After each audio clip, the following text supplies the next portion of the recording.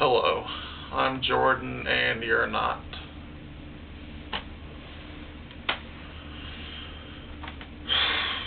This is my review on Dark Shadows: The Beginning Collection 4. I watched nothing but Dark Shadows for the past 2.5 weeks. I watched over 143 episodes. Kill me.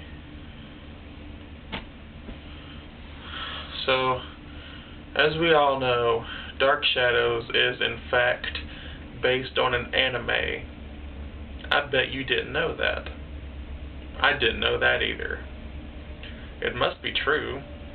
If you go back and look at the comments on my review, Dark Shadows: The Beginning Collection 1, these guys are having a battle talking about Dark Shadows is based on an anime.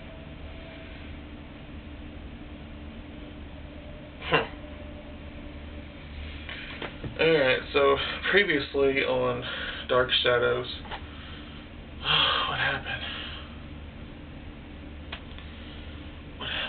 Oh, right, Roger Collins. He buried a pin that was given to Carolyn by Burke Devlin because he had it on him at the time Bill Malloy was dying. Died that night. My brain's about to explode from all the dark shadows.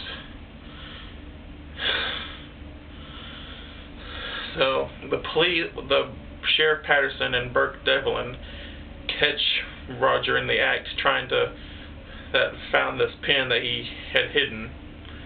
So now we're back to the police station, just questioning Roger and all his alibi, where he was that night, all he was doing.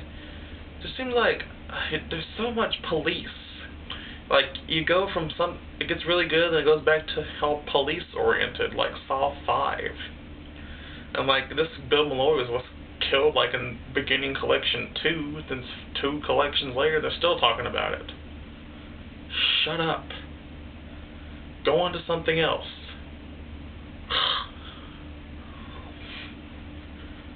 But we do find out who the killer really is in this collection. If you don't want to be spoiled by it, just go away. Go look at the comments of Beginning Collection 1. Go look at those comments. Have a battle. Because Dark Shadows is based on an anime. Okay, now that you've gone, or for those that are still here, Matthew Morgan, the caretaker, was the one that killed Bill Malloy. But it was an accident. He got too close to the edge, and they were having a battle for fighting, just kind of, telling them to leave the Collins family alone, and he got too close to the edge and just killed them. But Matthew Morgan, he's really a depressing character. I mean, like, he holds Victoria Winters hostage for about 3 episodes, and then he goes away. Then he comes back to the old house. There's an old Collinwood house, and he holds Victoria Winters hostage again behind this bookshelf for at least 11 or 12 episodes. She's bound and gagged. Yeah, she's bound to a chair and gagged with this thing in her mouth where she can't talk. I just felt so sorry for her. Looks like she's been through hell in this collection. But for some reason, she still stays at Collinwood. I don't know why. She still stays there. And I think episode 122 was probably one of the scariest ones, because, Matthew, he goes to sleep and he keeps hearing, Matthew,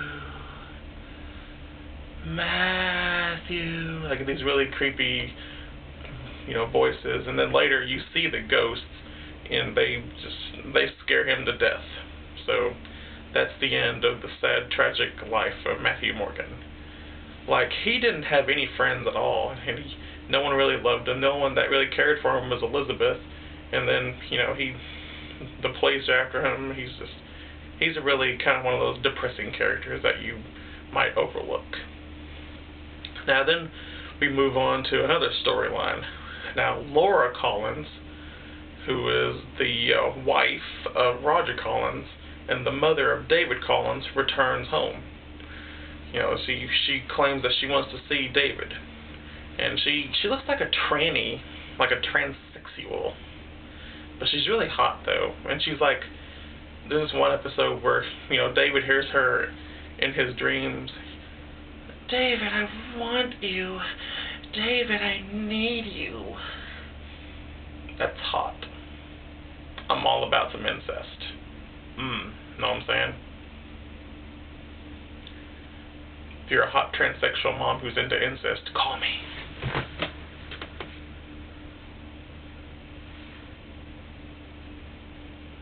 Damn.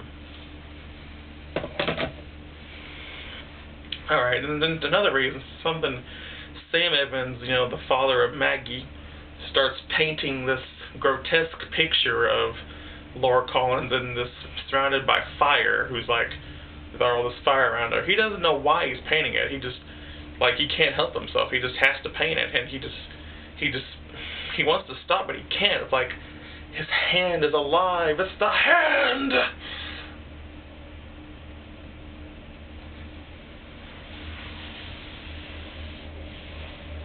So eventually he gives it to Victoria. Well, Victoria asks if she can have it, and then she gives it to David. David wants to put it up in his room, but Laura doesn't want him to. It takes him forever to finally warm up to his mother because he has a dream about her. And his dream is the picture that Sam Evans painted, his mom surrounded by fire. It takes him a long time to warm up to his mom because of that dream. And David, he is a lot more tolerable now. That first collection, the beginning collection one, I hated him. But now he's a lot better. I'm glad that they made him more likable.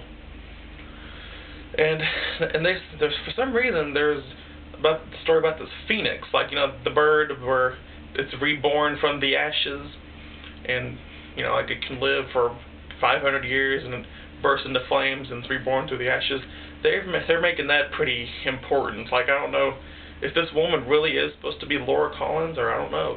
Is she supposed to be some kind of phoenix or a fire demon monster woman phoenix thingy?